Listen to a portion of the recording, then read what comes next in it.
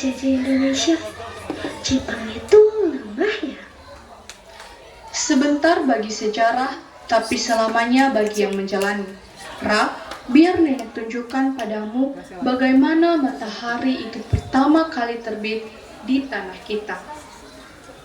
11 Januari 1942, saat itu nenek masih remaja, sama seperti kakak.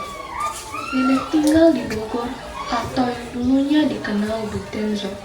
Namun, kabar dari utara membuat bulu kuduk masyarakat pada saat itu berdiri. Jepang datang ke Tarakan mengambil emas hitam yang terpendam di bawah Tarakan.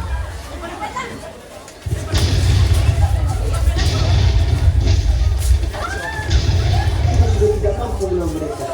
Mereka terlalu ramai. Dan minyak kita juga sudah dikepung.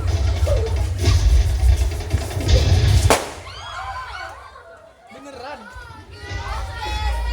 Hidup Wilhelmina.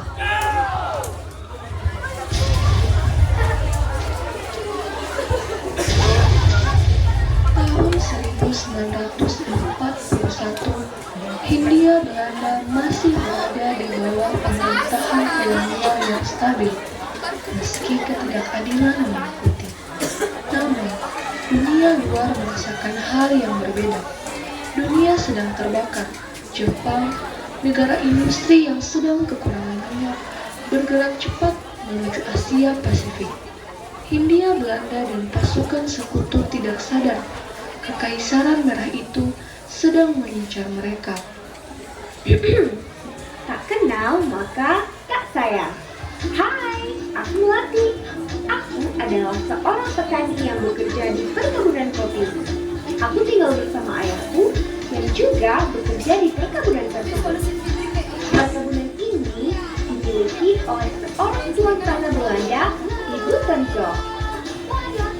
Jadi sini lihatlah di Buitenzo, kota tanpa khawatir yang tenang. Namun apa itu benar? Sebab lihat kenyataannya. Ini banyak pengadilan indah. Kerja, ayo kerja, kerja, ayo kerja, jangan buang waktu, siksa menunggu. Kerja, ayo kerja, kerja, ayo kerja, jangan buang waktu, siksa menunggu. Kau suruh kita tanam panen dulu, kebun delak luas, dampaknya tak lunas.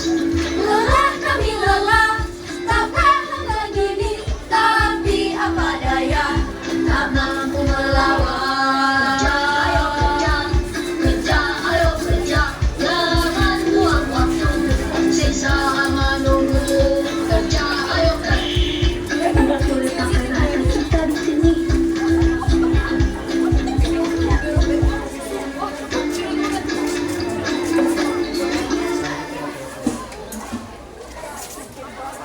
Melati kemudian melanjutkan kegiatan di pasar, kemudian pulang.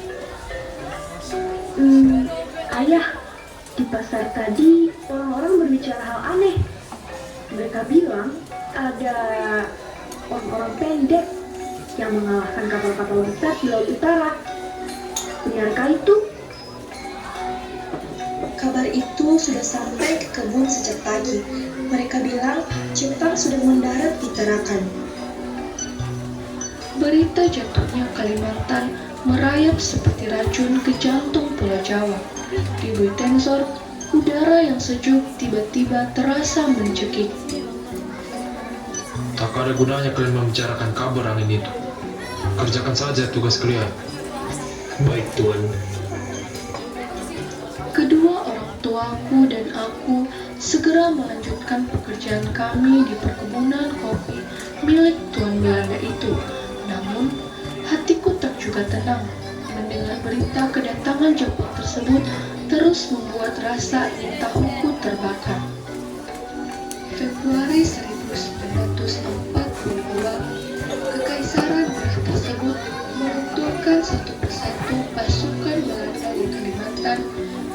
khususnya di Sumatera dan Jawa. Pemerintah kolonial mulai mengevakuasi warga sipil Eropa. Melihat ketidakpastian politik ditambah kegentingan perang saat ini, semua warga Belanda yang berada di Hindia Belanda berkumpul untuk evakuasi. Segera. Aku dan kedua orang tuaku yang sedang duduk dan mendengar radio tersebut merasa ketakutan. Ayah, bagaimana ini? Apa yang akan terjadi selanjutnya kepada kita ya? Ayah tidak tahu nak kalau kita dijajah Jepang. Belanda membaik kosan dan negara tersebut atau Belanda mempertahankan daerah ini. Ayah tidak tahu. Hanya Tuhan yang tahu nak. Aku tidak tahu apakah aku akan kembali atau ditahan oleh tentara Jepang. Kalian jaga diri kalian. Aku dan kedua orang tuaku tentunya merasa sangat sedih. Aku sudah tinggal di perkebunan ini sejak kecil. Aku dan ayahku lalu mengemas barang-barang kami dan pergi keluar dari villa tersebut. Ayahku memutuskan untuk kami tinggal sementara waktu di rumah temannya di Kalijati. Dengan upah bulan ini, kami menaiki kereta menuju Subang, Jawa Barat. Kami berhenti di stasiun kereta yang sangat ramai dan melanjutkan perjalanan ke rumah teman ayahku dengan berjalan kaki. Di sepanjang perjalanan, aku melihat banyak kekacauan terjadi. Orang-orang terus membicarakan kedatangan Jepang ke Indonesia. Perempuan-perempuan Belanda yang terpisah dengan suaminya yang pergi melawan pasukan Jepang di Palembang. Kami juga melihat banyak truk yang mengangkut orang-orang Eropa untuk dievakuasi. Wajah mereka menunjukkan kesedihan. Di pasar orang berbisik takut tentang orang-orang pendek dari laut. Benarkah mereka tak terkalahkan? Ataukah hanya cerita yang dibesarkan? Mengapa wajah ibu berubah? Mengapa ayah diam dan gelisah? Jika Belanda mulai pergi, akan jadi milik siapa negeri ini?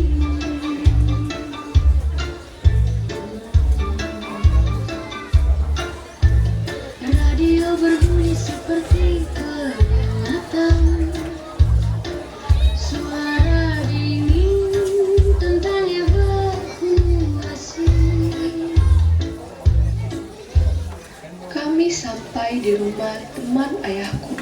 Teman ayahku menyambut kami untuk tinggal di rumahnya untuk sementara waktu. Minggu pagi, 8 Maret 1942, di sebuah pangkalan udara di Kalijati, Subang, Belanda yang telah bertahta selama 3 abad, kini harus bertekuk lutut di hadapan tentara Kekaisaran Nippon. Inilah akhir dari Hindia Belanda. Ini untuk tentara dari Nippon. Tuan terpoten, waktumu sudah habis. Pasukanmu di seluruh Jawa sudah terputus. Pilihannya hanya satu, menyerah tanpa syarat sekarang, atau seluruh pulau kami ratakan dengan tanah. Kami tidak punya pilihan lain. Perlawanan yang dilanjut hanya akan membawa korban sia-sia.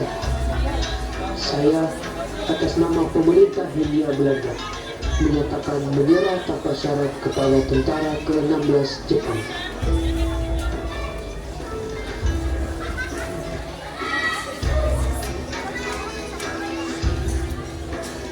Mulai detik ini, seluruh wilayah ini berada di bawah perlindungan tentara Kekaisaran Jepang. Berita itu mengedap lewat gelombang udara radio dari Kalijati Kabar kekalahan Belanda menjalar ke seluruh pelosok. Ayahku mencoba menghibur kami. Ia menjelaskan bahwa semuanya baik-baik saja. Namun, aku terus ketakutan mengingat kengerian dari perlawanan prajurit Jepang melawan Belanda di beberapa daerah. Beberapa hari kemudian, aku dan teman baruku sedang bermain di halaman rumah teman ayahku. Kami tinggal di gudang yang layak huni dari teman ayahku. Teman ayahku punya seorang anak perempuan yang seusia denganku. Aku sering bermain dengannya. Suatu sore, ayah dan ibuku sedang berbelanja di pasar. Di pasar tersebut, beberapa orang Belanda berkeliaran, seolah-olah sedang menjalani kehidupan biasa. Tiba-tiba, prajurit Jepang datang, mengepung area pasar, dan orang-orang Belanda di sana mengangkat tangan, tanda-tanda menyerah. Ini berita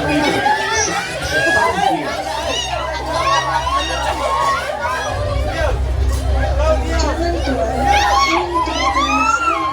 Jangan diambil.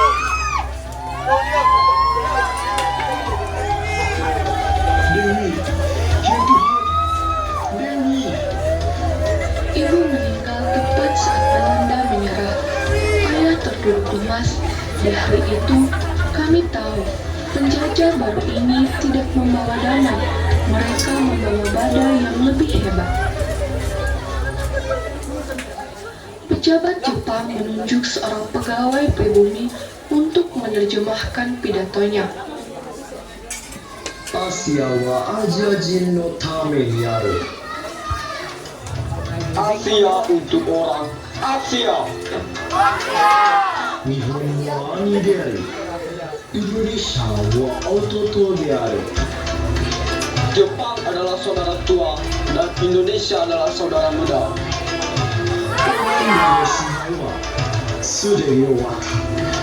Pesan Belanda telah berakhir. Jadi, kita tidak dijajah lagi. Benarkah kita akan merdeka?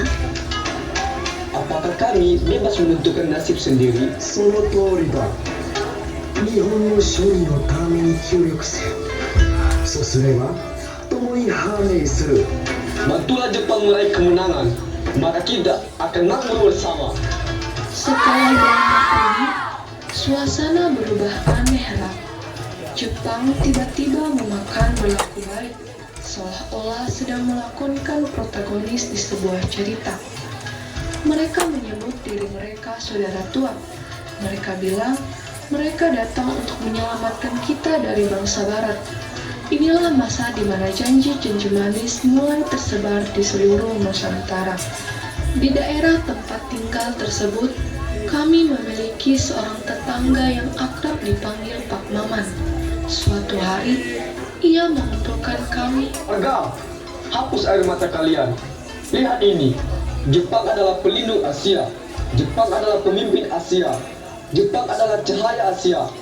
Kita sekarang bersaudara dengan kekaisaran Nippon. Saudara tua Maman, istriku mati di tangan mereka. Apa itu cara saudara menyapa? Jaga bicaramu, Karya. Itu kecelakaan perang. Lihatlah sisi baiknya. Sekarang kita boleh mengibarkan bendera merah putih di samping bendera hijau baru. Kita boleh menyanyikan Indonesia Raya. Belanda tidak pernah mengizinkan kita itu, kan? Pak Maman, jangan sampai engkau terhasut oleh hati halus mereka. Belanda memang kejam, tapi pendatang baru ini lebih perkasa. Hei, Pak Karya, jangan asal main hakim. Pak Perkasa belum tentu kasar. Belasungkawa untuk istrimu kawan, tapi saudara tua kita tak sekejam yang kau pandang. Hatiku bergejolak, berteriak mereka tetap penjajah. Tapi lebih baik dijajah sama yang baik. Ayo dukung Nippon. Ayo dukung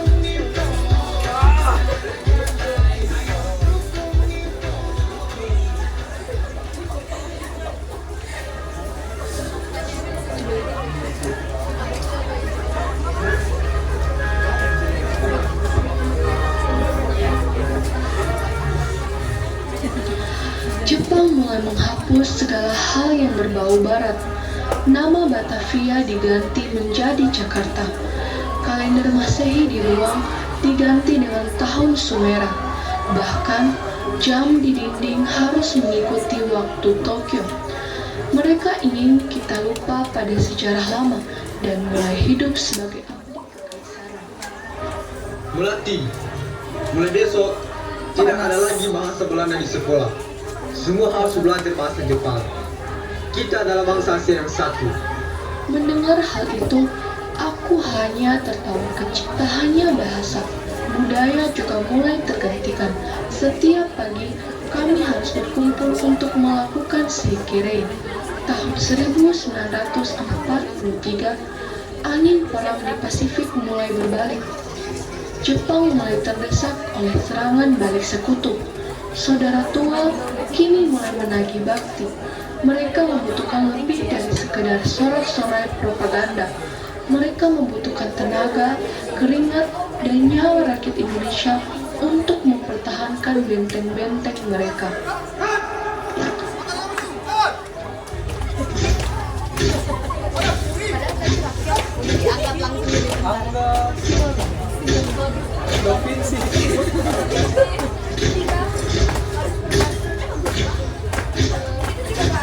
Untuk memobilisasi rakyat secara teratur, Jepang membentuk organisasi-organisasi. Ada Putra, Pusat Tenaga Rakyat, yang dipimpin oleh tokoh-tokoh nasional seperti Soekarno dan Hatta, agar rakyat merasa memiliki perjuangan ini. Selain itu, dibentuk pula sayap militer dan semi militer seperti PETA, Pembela Tanah Air, Seinenda, Barisan Pemuda, dan Keibodan, Barisan Pembantu Polisi. Ayah, kenapa ayah tidak ikut menyertai salah satu organisasi ini? Ayah tentunya ingin merdeka, bukan? Apalagi Jepang ingin membantu kita untuk merdeka. Mengapa ayah tak mau ikut serta? Kau tak ingat apa yang ayah ucapkan, Lati? Bukankah sudah ayah bilang, segala yang berkilauan belum tentu emas. Tapi ayah, mereka itu hanya ingin membantu kita. Mereka tidak ada niat buruk. Mereka ingin membebaskan kita dari bayang-bayang penjajahan. Mengapa ayah tak mau menerima mereka? Sudah, Mati. Kelak kau akan mengerti maksudku. Dengan wajah kecewa, ayah meninggalkanku sendirian. Semuanya menghadap ke arah timur, ke arah istana Kaisar Tenohika di Tokyo Seikirei. Setiap pagi, rakyat diwajibkan melakukan seikirei, membungkuk ke arah matahari terbit sebagai bentuk penghormatan kepada kaisar yang dianggap keturunan Dewa Matahari. Bagi banyak tokoh agama dan rakyat jelata, ini adalah hubungan batin yang berat, sebuah simbol ketundukan mutlak yang mulai mengikis simpati awal mereka. Maman, kami punya waktu untuk mengurus kebun atau mengerjakan hal lainnya. Setiap hari hanya latihan, baris berbaris dan membungkuk. Perut kami tidak bisa kenyang hanya dengan meneriakan banzai. Sabar Karya, ini demi kemenangan akhir. Kalau Jepang menang, kita semua merdeka. Bukankah itu yang dijanjikan? Aku khawatir kita bukan sedang berlatih untuk mereka, tapi sedang berlatih untuk mati demi mereka. Ayahku kembali ke rumah. Sejak hari di mana kami beda pendapat, kami jarang berbicara. Kami berbicara apa adanya saja. Begitulah kebiasaan kami. Setiap pagi, kami melaksanakan seikirei. Kemudian, aku pergi ke sekolah, dan sedangkan ayahku ikut latihan militer dan terkadang ikut berpatroli meski karena dipaksa. Namun, aku merasa ini lebih baik daripada tidak. Namun, aku tetap mengingat perkataan ayahku, yaitu pepatah mengatakan, segala yang berkilauan belum tentu emas. Tahun 1944, angin kemenangan yang dijanjikan Jepang mulai hilang. Di Pasifik, pasukan mereka terpukul mundur. Akibatnya, saudara tua ini berubah menjadi tiran yang haus akan segalanya. Padi dirampas, harta disita, dan manusia dianggap tak lebih dari sekedar alat mesin perang. Warga sekalian, kabar gembira. Perdana Menteri Koiso di Tokyo telah mengumumkan bahwa hingga timur negeri kita akan diberikan kemerdekaan di kemudian hari. Bersabarlah, mantu Nippon memenangkan perang, maka kita pun akan mendapatkan kemerdekaan. Kalian semua, siapapun yang masih bisa bekerja, baik orang tua maupun pemuda, laki-laki atau perempuan, ikutkan. Apakah ayah akan pergi lama? Aku akan menunggu ayah pulang. Apa yang kau tunggu? Cepat! Atau kau ingin mengikut sertakan aku juga? Cukup dulu, Ti. Jangan pedulikan ayah.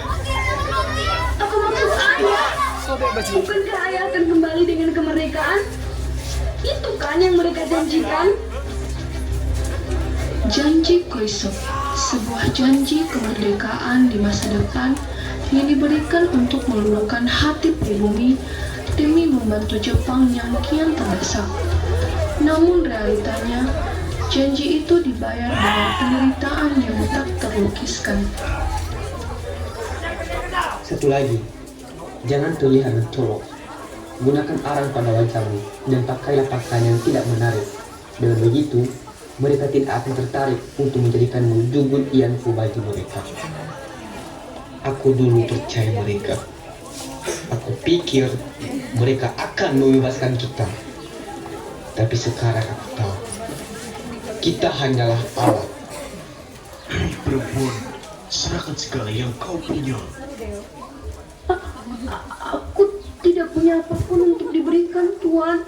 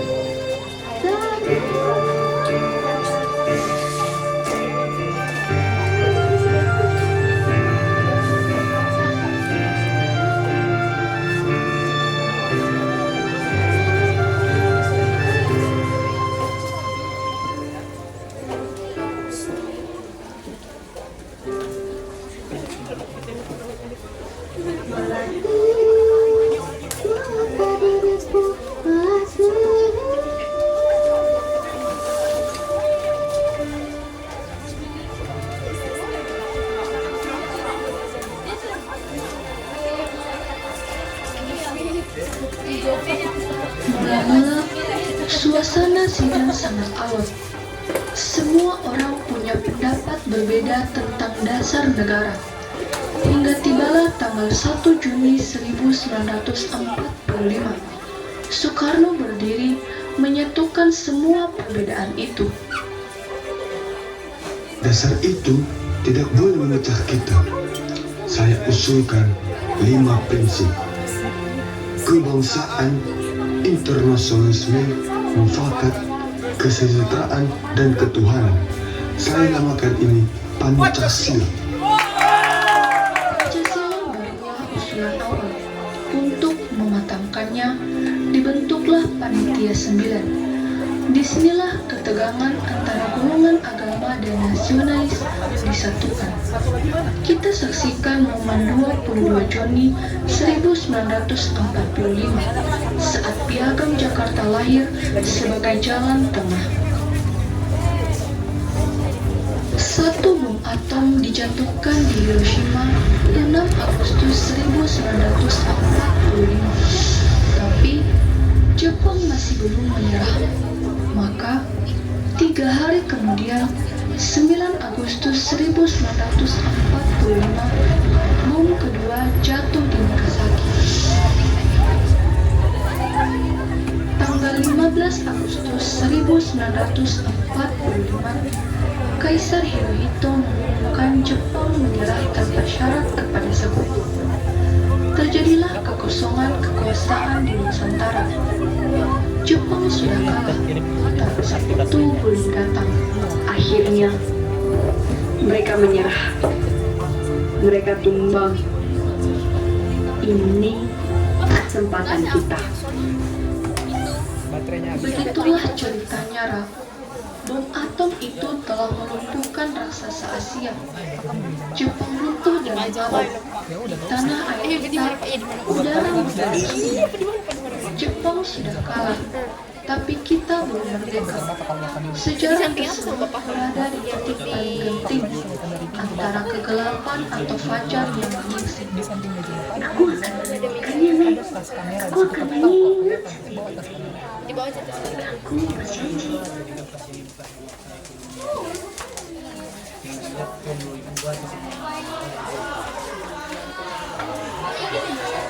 Sekian dari drama kami.